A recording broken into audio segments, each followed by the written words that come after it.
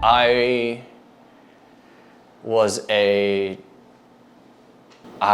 biggest piece of garbage. I just started running away from everybody. I cut ties with my family, but things weren't any better. Even when I ran away to another state, the drug use continued, alcohol abuse continued. While I was there, I actually served 287 days of prison time. Jail/prison in Tennessee, and it was not the kind of place you wanted to be locked up. During that time, you know, you're alone.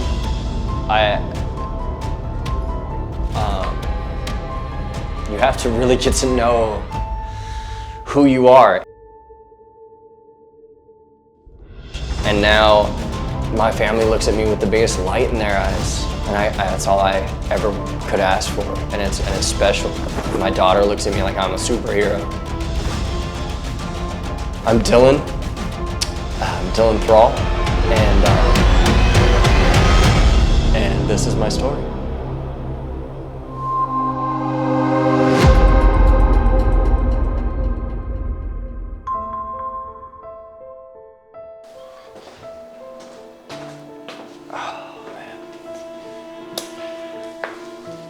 Hi guys, my name's Dillan Thrall. I am a husband, I'm a father, and I'm a musician. When I was born, my mother was 15 years old, so she had me her freshman year of high school to of course, boyfriend who didn't mean much, you know, at that age, just young stuff.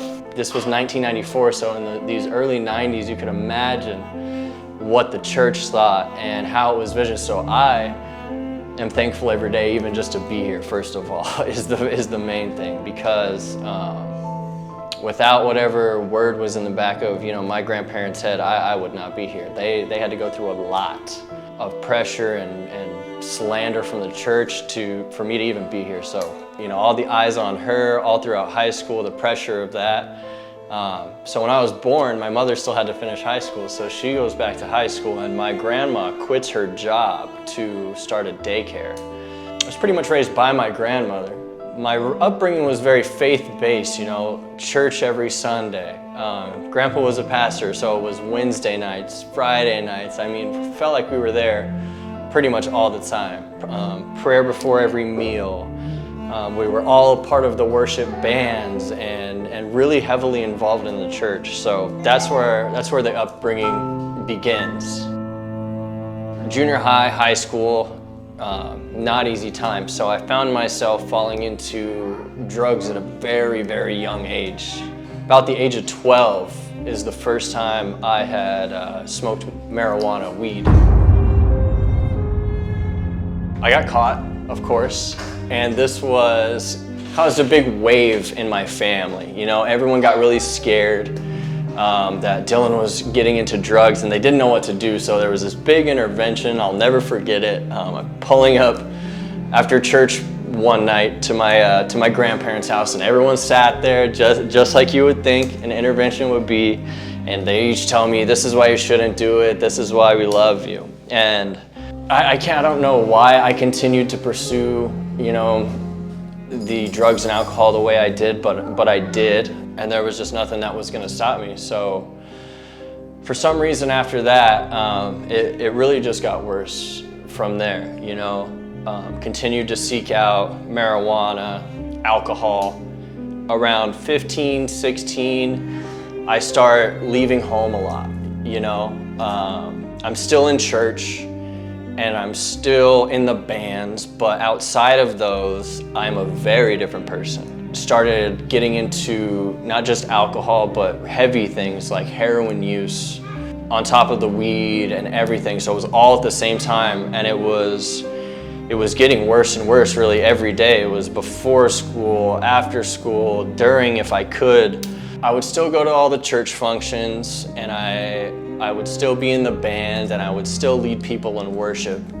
And it felt very odd sometimes to be on stage in a time of worship with everybody, But just all I had on my mind was, how am I gonna get out of here so I can go, you know, do my drugs or whatever it was, drink my bottle of alcohol that I had. I kept in church, but I kept living this double life outside of it. Eventually I fell out of the church. I completely fell away. I got into some bands that were no longer really church bands. We were playing at a lot of bars, and I was 20, 21 years old, so in an environment like that, you can't really help but find yourself drinking and smoking because it's who you have surrounded yourself with. So that's just where I found myself. For years we kept this up, and it finally started drawing a line because I wasn't being a good bandmate, I wasn't being a good son, I wasn't being a good grandson. It just, you know, I was being just this terrible person that no one wanted to be around. So I just started running away from everybody. I cut ties with my family, just left. So I ran away to another state. I disappeared for years, but things weren't any better. Even when I ran away to another state, the drug use continued, alcohol abuse continued. For me, after I had run away to another state for a few years and made a bunch of mistakes there, while I was there, I actually served 287 days of prison time. Jail/prison in Tennessee, and it was not the kind of place you wanted to be locked up at all. It was the kind of place that loses your paperwork. It's just not the kind of place you want to find yourself, and I found myself there. So I did a pretty decent amount of time in a jail that you really don't want to do your time in. And during that time is when really everything changed for me. During that time, you know, you're alone.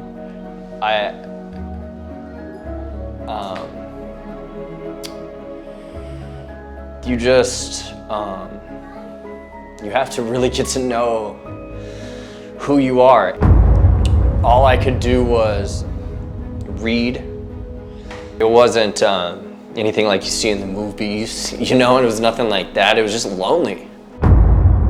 So you really pushed to kind of go back and find, you know, who you really are, because you're sober and you've got nothing but time. So I did, and all I could think about was my family, God, the thing I was running away from for so long. During the time I was locked up, it was finding yourself again after you weren't sober, basically from the time you were about 12 years old till the time you're, I think, 25 when this happened. So it's very difficult. I was immediately drawn back to my faith, you know. I was mad at myself.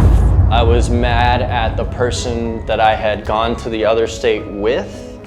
Was trying to blame it on anybody else, but in that situation, there was nobody else to blame. So, because for some reason, something inside me knew, and thank my family for this, I knew they would always have my back. Like, I knew they would be there, you know, if I was really serious about turning my life around. And they were, just like they always said they would be, you know. And that's really the only thing that got me through.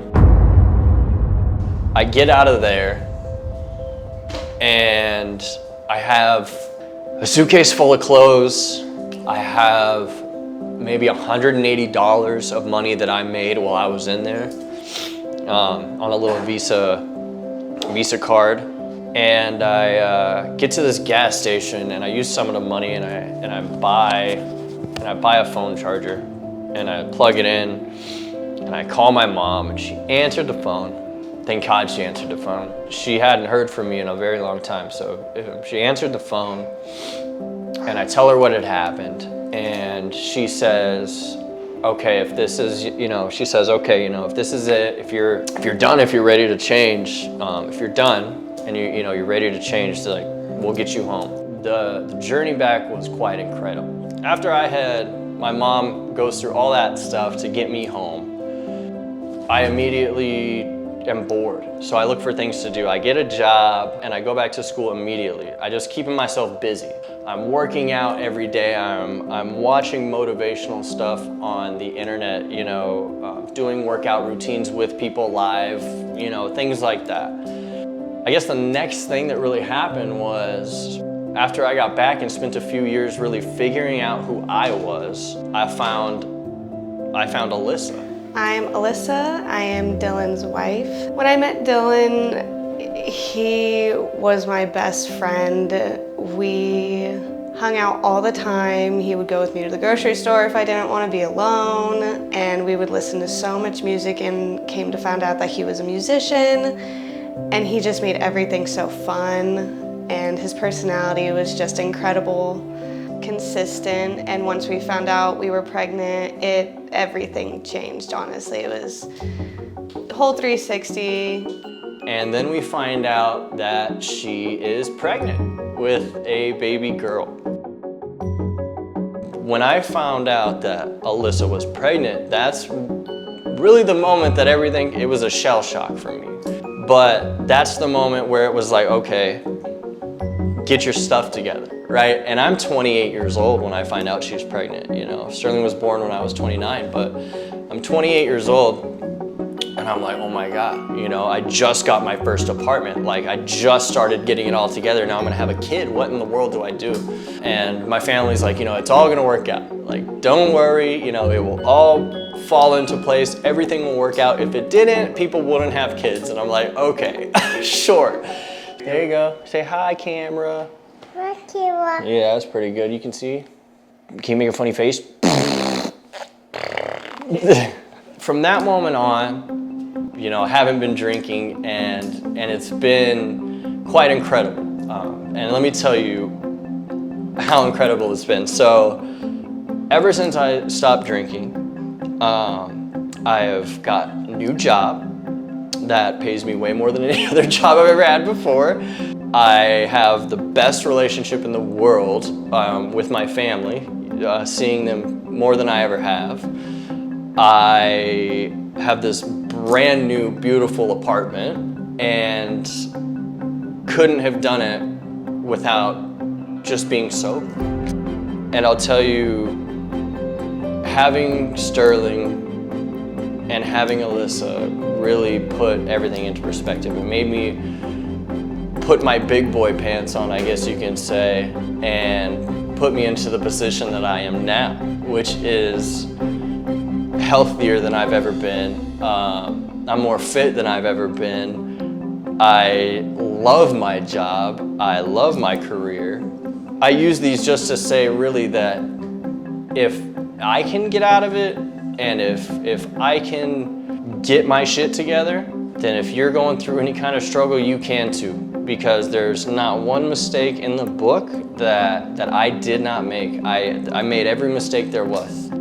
And if I can do it, anybody can do it. I honestly could not ask for a better partner. He has been there and supported me through working in childcare, and even though we have a daughter, he's still always first. If she needs something, he's right there by her side, and he is super supportive of her and I in every way he possibly can be.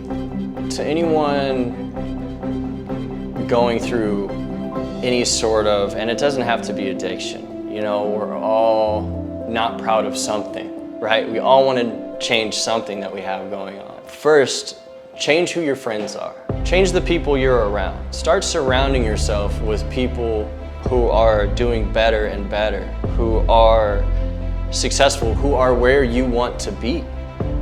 If you can't surround yourself by those people, find them online and listen to those people. Listen to them talk the way I did. I used to sit there, work out, and just listen to positive affirmations. And I know it sounds stupid, but mindset will change your life.